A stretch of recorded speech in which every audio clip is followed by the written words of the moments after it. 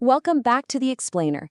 Today, we're unpacking a daily Bible reflection straight from our Substack, and we're looking at a deeply profound, honestly pretty heavy moment of transition. We're diving into 2 Samuel, chapters 1 through 4, and I really want to set a measured tone for us today, because this is a story about a kingdom in total flux. It's a narrative that is just soaked in grief, political maneuvering, and a really fragile peace. You know, the text gives us that famous quote, you've probably heard it before, how the mighty have fallen, and that phrase immediately establishes the somber tone of these chapters. Because right off the bat, this is not some joyous coronation for David. It's a text marked by heavy themes. We're talking the tragedy of civil war, profound grief, and, crucially, a remarkable sense of restraint amid all the violence surrounding him. Right? So let's get into it. The reflection is titled 2 Samuel 1 through 4, Lament, Loyalty, and the Long, Bloody Road to the Throne. The overarching narrative we're looking at is that David's rise to kingship was far from a triumphant, easy celebration. Instead, what we're actually seeing is a masterclass in leadership, one that is shaped just as much by restraint and mourning as it is by ambition. So let's trace how this dense chronological arc unfolds.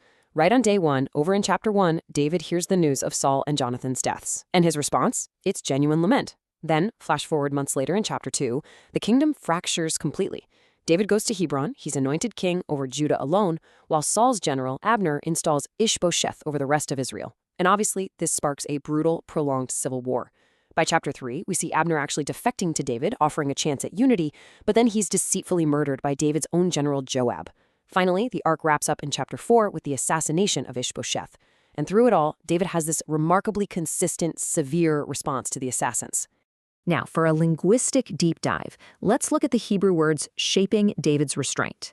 To really grasp why David reacted the way he did to all this bloodshed, we have to look at the specific vocabulary used in the original text. The first word is Mashiach, which means the anointed one, someone set apart by sacred oil for kingship. Actually, it's the root of the word Messiah.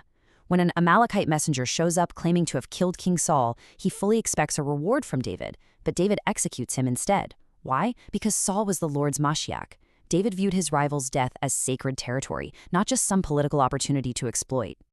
Exactly, and that brilliantly illustrates our next word, kina. Rather than celebrating the fact that his enemy is gone, David actually composes a kina, which is a formal Hebrew funeral lament. And what's absolutely fascinating here is that this poetry has a limping rhythm to it. It's a long line followed by a short line, physically mirroring the uneven, stumbling feeling of human grief. David's incredibly tender sorrow for Jonathan and Saul shows us how this ancient text models grief almost as an art form, rather than something you just rush past so you can finally get to the throne.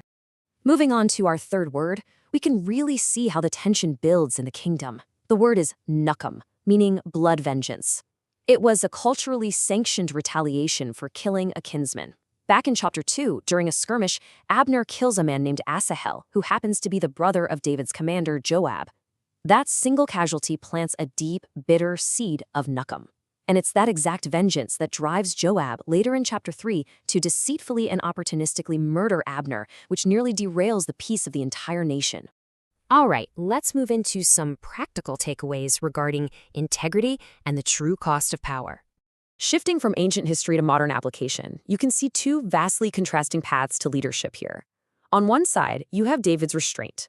When Joab murders Abner, David publicly disavows the treachery. He fasts, he mourns. He flat out refuses to build his throne on shortcuts, even when those shortcuts would absolutely benefit him politically. Contrasted against this is Joab's pragmatism, which is all about opportunistic bloodshed and vengeance. David actively pushes back against that pragmatism.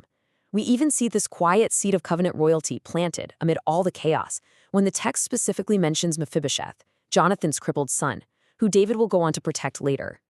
Which brings us to a really piercing question for all of us today. How do you handle the downfall of a rival? You know, it is incredibly tempting to silently or sometimes even publicly cheer when someone we oppose fails. But notice how David mourns even his enemies. It acts as a powerful, modern discipline against that temptation to celebrate an opponent's ruin. That's spot on, because true legitimacy comes through integrity, not opportunistic shortcuts. David's road to the throne teaches us that how we get somewhere matters just as much as actually arriving. True authority, the kind that actually endures, requires patient waiting, rather than just forcing our own outcomes through whatever means necessary. That is such a vital takeaway for our own lives for sure. It leaves us with a final thought to chew on today. If you reached your ultimate goal tomorrow, would the path you took to get there be worth celebrating? To dig a little deeper into the historical and linguistic details we unpacked today, we highly encourage you to read the full daily reflection over on our Substack. And we'd love for you to return tomorrow for our next reading and explainer as we continue this journey through the text. Thanks so much for joining us, and we'll see you next time.